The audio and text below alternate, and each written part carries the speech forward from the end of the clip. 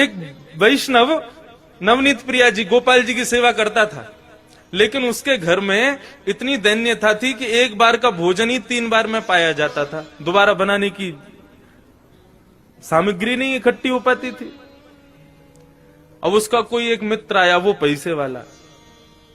उसने आकर के उससे कहा, और भाई सब ठीक? बोले हाँ सब ठीक। बोले तुम्हारा दिन सुधर गए कि नहीं? बोले अब वैसे ही है भैया, क्या करें, एक समय अब रोटी बनती है, उसी से शाम तक का गुजारा होता है।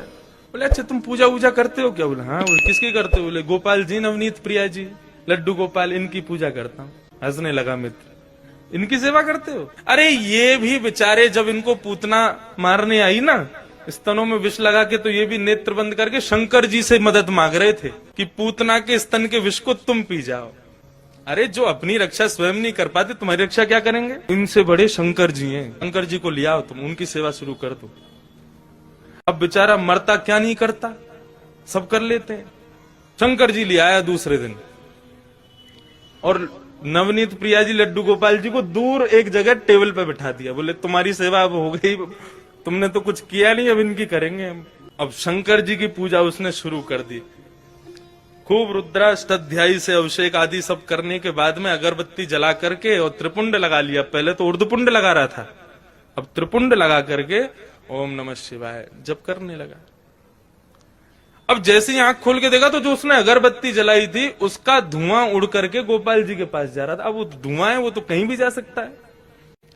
अब जैसे ही गोपाल जी के चारों तरफ उसने धुआं देखा तो ठाकुर जी के पास जाके क्या बोलता है, इतने वर्षों से सेवा कर रहा था, तब तो मेरी नहीं सुनी, आज दूसरे किसी को ले आया तो चिढ़ के मारे उसकी अगरबत्ती भी खुद ही सूंघ रहे। ठाकुर जी को बोला तुमको यहां बैठने ही नहीं दूंगा, अलमारी में बंद करूंगा। जैसे ही ठाकुर जी को इस भाव से उठाया, ठाकुर जी प्रकट हो गए वहां पर, चरणों में गिर पड़ा। बोले महाराज आपने आज तक मुझे दर्शन नहीं दिए, शंकर जी के आती दर्शन कैसे हो गए? बोले देख, ये भेद बुद्धि मत रख, मुझ में शंकर जी में कोई भेद नहीं है, और शंकर जी आए इसलिए दर्शन दिए ऐसा भी नहीं है।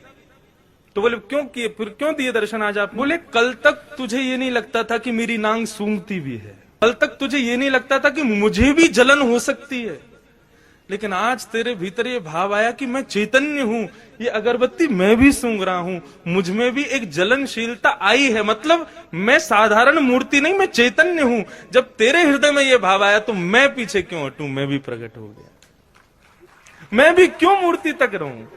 जब तू ही मुझे इतना ऊपर पहुंचा चुका है तो मैं भी प्रकट हो गया। तो ठाकुर जी का दूसरा स्वरूप भागवत कहती है चैतन्य।